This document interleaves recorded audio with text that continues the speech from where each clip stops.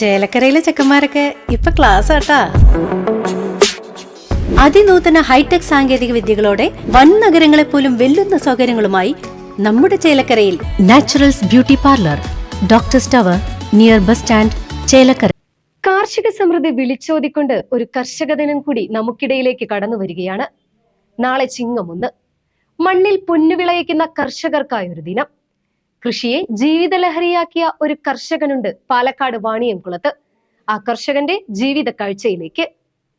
കാർഷിക സമൃദ്ധി വിളിച്ചോതിക്കൊണ്ട് ഒരു കർഷക ദിനം കൂടി നമുക്കിടയിലേക്ക് കടന്നു വരികയാണ്. നാളെയാണ് ചിങ്ങം 1. മണ്ണിൽ പൊന്നുവിളയിക്കുന്ന കർഷകർക്കായൊരു ദിനം. ഒന്നോർത്താൽ ഏറെ മാനങ്ങളുള്ള സങ്കല്പങ്ങളിലൊന്നാണ് കൃഷി എന്നുള്ളത്.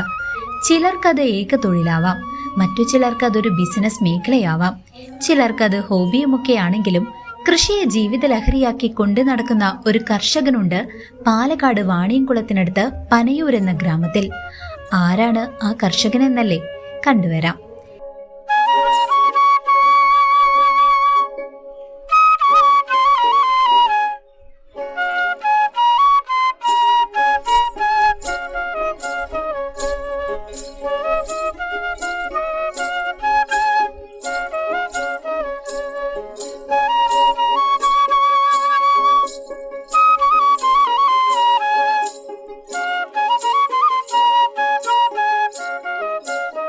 ഈ കാണുന്നത് കുഞ്ഞൻ. ശങ്കരനാരായണൻ എന്നാണ് യഥാർത്ഥ പേര്. മണ്ണിൽ വിയർപ്പ് വിതച്ച് വിള കൊയ്യുന്ന കഠിനാധ്വാനി. അതിരാവിലെ കറവ കഴിഞ്ഞ് പാലുമായി സൊസൈറ്റിയിലേക്ക് ഇറങ്ങും. പിന്നീട് നേരെ മടക്കം കൃഷിസ്ഥലത്തേക്കാണ്. ഈ കാണുന്ന കയ്പപ്പന്തലിൽ വിളഞ്ഞു നിൽക്കുന്നതെല്ലാം കുഞ്ഞൻ എന്ന 57 വയസ്സുകാരന്റെ വിയർപ്പാണ്. മഴയോ വെയിലോ ഏതുമാകട്ടെ, തടമെടുക്കലും പന്തലുകെട്ടലും വളമിടലുമെല്ലാമായി കുഞ്ഞൻ കൃഷിസ്ഥലത്തുണ്ടാകും. മാസങ്ങൾക്ക് മുമ്പ് അസുഖബാധിതനായി ചികിത്സയിലായിരുന്ന കുഞ്ഞൻ ഭാരമുള്ള ജോലികളൊന്നും ചെയ്യരുതെന്ന ഡോക്ടർമാരുടെ നിർദ്ദേശത്തെ പുഞ്ചിരിയോടെയാണ് തള്ളിക്കളഞ്ഞത്. എന്നിട്ട് പറയുന്നതോ ഇങ്ങനെ: വീട്ടിൽ ചടഞ്ഞിരിക്കുമ്പോൾ ഒരു സുഖവുമില്ല. പാടത്തും പറമ്പത്തും 4 കൊത്തിക്കളച്ചാൽ അന്തിക്ക് കിടന്നുറങ്ങാൻ ഒരാശ്വാസം.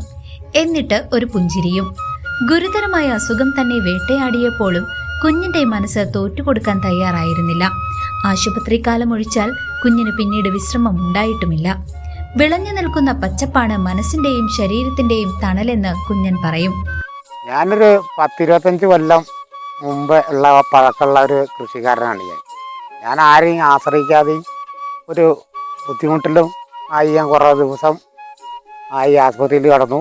അങ്ങനെ ഡോക്ടറിനോട് കൂടുതലായിട്ട് അധ്വാനിക്കരുത് എന്നൊക്കെ പറഞ്ഞു. എന്നാലും ഞാൻ കൃഷിയെ കാണുമ്പോൾ ആ ടൈം ഇങ്ങനെ വരുമ്പോൾ നമുക്കൊരു ബുദ്ധിമുട്ട്. കൃഷിയെ കണ്ട് കൃഷി എന്ന് പറഞ്ഞാൽ ഒരു അരാണ്. ആ കാല ചിങ്ങ 1 വരുമ്പോൾ നമുക്കൊരു എല്ലാവരും ഇങ്ങനെ ഉണ്ടാക്കി കൊണ്ടുപോകുമ്പോൾ ഒരു ബുദ്ധിമുട്ടും ഒരു മനസ്സിലൊരു ആഹ്ലാദം ഉണ്ടാകുമ്പോൾ അപ്പോൾ നമ്മുടെ കൃഷി നമുക്ക് കൊണ്ടുപോകുമ്പോൾ ഒരു ഉഷാറും അതൊക്കെ ഉണ്ടാവില്ലേ. അപ്പോൾ അത് കാരണം എങ്ങനെ ഉണ്ടാക്കി ബുദ്ധിമുട്ടാവും. അങ്ങനെ കഴിഞ്ഞു പോകുന്നു. പശുക്കളുണ്ടാക്കി എൻ്റെ ഭാര്യ നയിക്കാൻ പോകും. പിന്നെ ഈ കൃഷി ഞാൻ പുറത്ത് അങ്ങനെ പണിക്കൊന്നും പോകുന്നില്ല. ഇതുകൊണ്ടൊക്കെ കിട്ടിയുള്ള ജീവിതം ഇങ്ങനെ മുന്നോട്ട് ഇങ്ങനെ പോവുക. കുഞ്ഞന്റെ കൃഷി രീതികൾക്ക് ഏറെ വ്യത്യസ്തതകളുണ്ട്. വിത്ത് തെരഞ്ഞെടുക്കുന്നത് മുതൽ വിളവെടുക്കുന്നത് വരെ അവയെ പരിചരിക്കുന്നതിലും അത് കാണാം. ഒന്നിടവിട്ട ദിവസങ്ങളിൽ 50 കിലോയിലധികം കയ്പയാണ് കുഞ്ഞന് വിളവ് ലഭിക്കുന്നത്. വളം നൽകൽ പൂർണ്ണമായും ജൈവരീതിയിലും. ഇക്കുറി അല്പം മഴ ചതിച്ചില്ലെങ്കിൽ അധ്വാനം വെറുതെയായില്ലെന്നും കുഞ്ഞൻ പറഞ്ഞു. കഴിഞ്ഞ 30 വർഷക്കാലമായി പല വിളകളിൽ പലതരം പരീക്ഷണങ്ങൾ നടത്തിയ വിജയഗാഥകൾ പറയാനുണ്ട് ഈ കർഷകന്. എൻ്റെ അടുത്ത് എല്ലാ കൃഷിയും ഉണ്ടായിരുന്നു. പൊതുവെ അറിയാനത്തെങ്ങ വാഴ ഉണ്ട്, അങ്ങനെ നെൽകൃഷി ഞാൻ നടക്കും. ഒക്കെ പാട്ടത്തിനെടുത്തിട്ടാണ് നെൽകൃഷി നടത്തും. അങ്ങനെ ചേമ്പ് പറഞ്ഞില്ലേ, അങ്ങനെ ഒരുപാട് പയറ്, വെണ്ട, അങ്ങനെ വഴുതന കുറേ കൃഷികളുണ്ട്, നശിച്ചുപോയി. എന്നാലും ഞാൻ പിന്നാക്കം മാറി. News desk CCV.